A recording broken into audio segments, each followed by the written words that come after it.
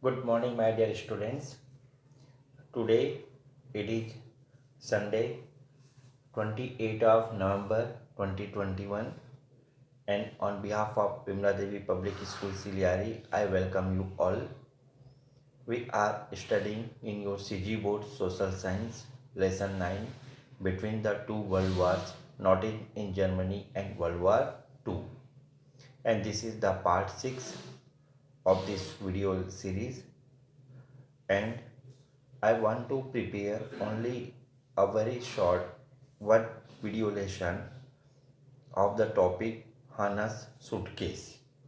Hannah's suitcase. This is in your page number 122, and as usual, the methodology you will be reading with me from your book, not from the screen. Before starting the chapter, read once again from the starting to this point on a suitcase. Ready with pen and paper, underline all the difficult words, and whatever you do not understand you can discuss me in the classroom. Before we study in the classroom, it is our methodology that you get video lessons and you study at your home so that you are comfortable with the topic. I am going to scroll down very slowly, read from your book, and when you are ready, start the lesson.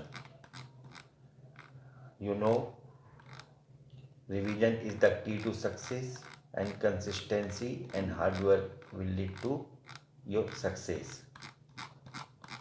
This is page number 122, Hannah's suitcase.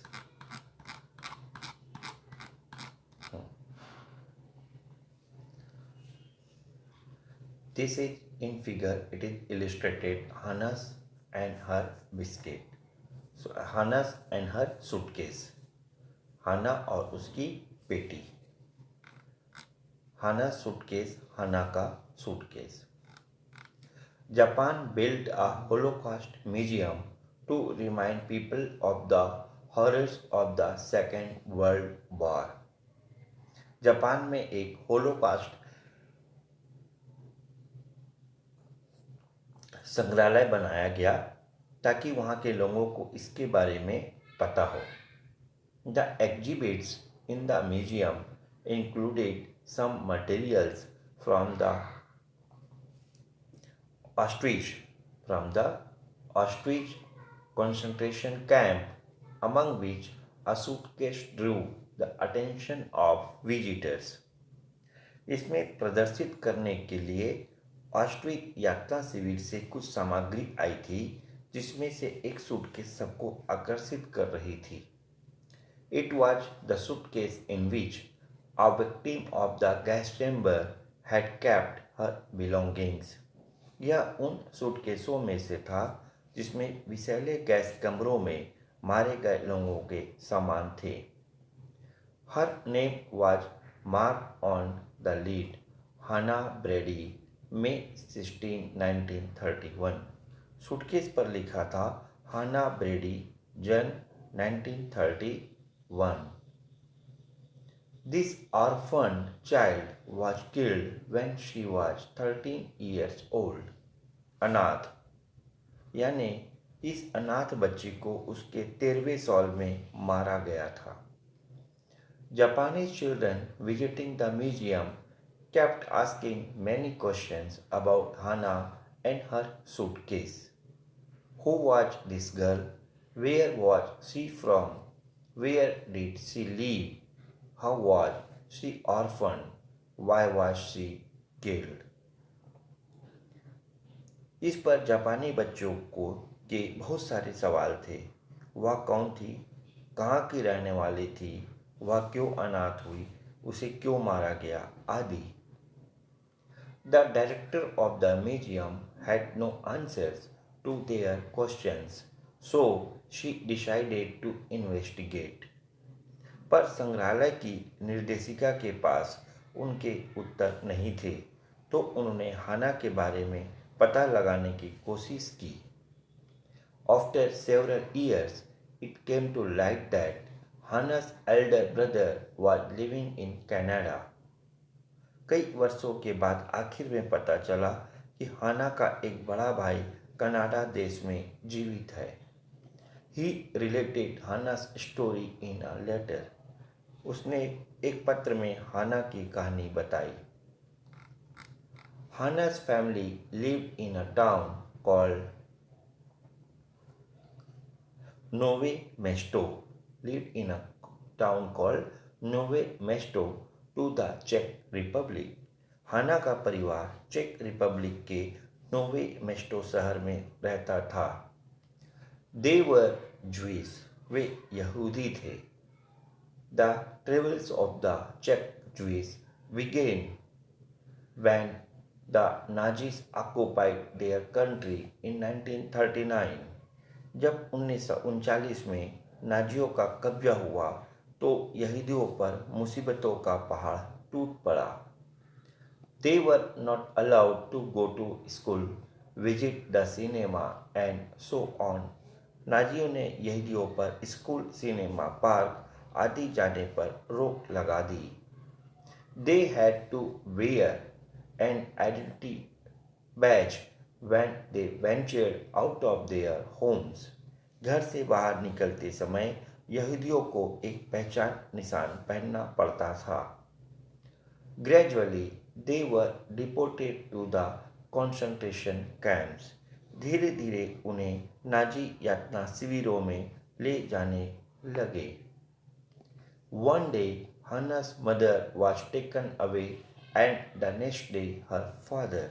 एक दिन हाना की माँ को ले जाया गया और दूसरे दिन पिता को. Hannah was not at 11 years old at that time. तब हाना 11 साल की नहीं हुई थी.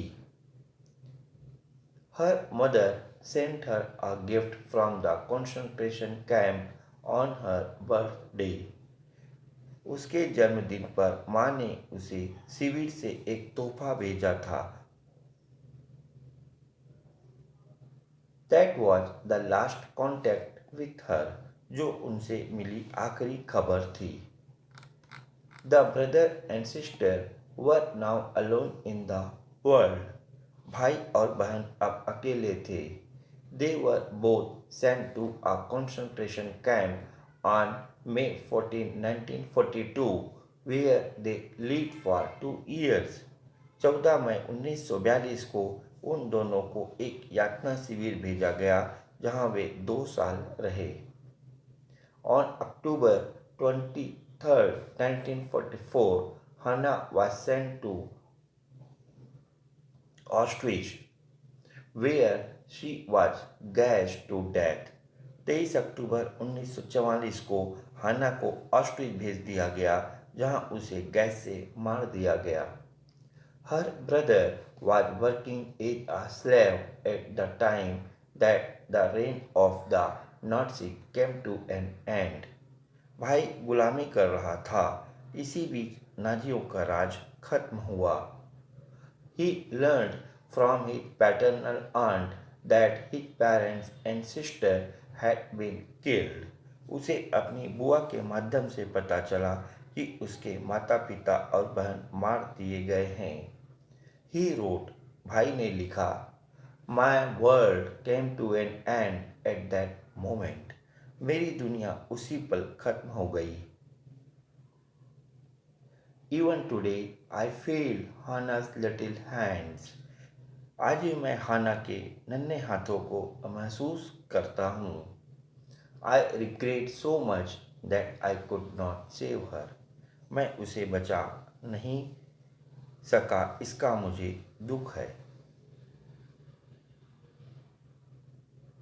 My dear students, after reading this article and even in class 10th, I hope all the persons have studied social science, World War II and World War II, World War I and World War II, the reason behind it. And the reason was only greed, greed and greed. And the human being, even though they are thought to be developed and civilized society, they can degrade it below the animals because of their greed.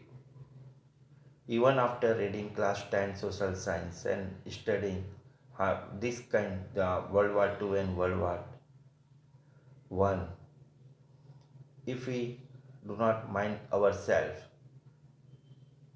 and even if we think about the war and we hate from our fellow beings, I think the education is incomplete. मेरे प्यारे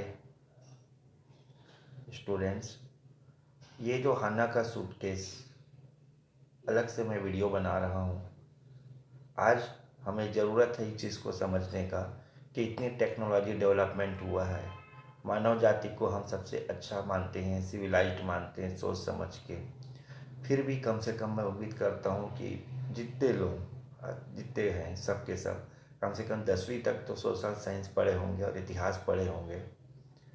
और world war one world war two पढ़ने के बाद सिर्फ ये पता चलता है कि हमारे अंदर लालच और स्वार्थ कितना बुरी तरीके से भरा हुआ है। हम जानवरों से भी गिरे हुए हो जाते हैं जब वक्त आता है। तो आज भी यदि हम 2021 में लड़ाई झगड़ा के बारे में सोचें, दूसरे देश में आक्रमण के बारे में सोचें, अपने देश में ही दूसरों से नफरत करें, तो इसका मतलब ये है कि हम कुछ नहीं सीखे हैं और ये बड़ी दुख की बात होती है। इसी के हम उम्मीद के साथ कि एक दिन इंसान को अकल आएगी, मानवता और प्यार बढ़ेगा, एक दूसरे को हम समझेंगे और सही मामलों में इंसानियत ही हमारी पहचान होगी। मैं इस वीडियो लेसन को समाप्त करता हूँ। See you again with the next video lesson.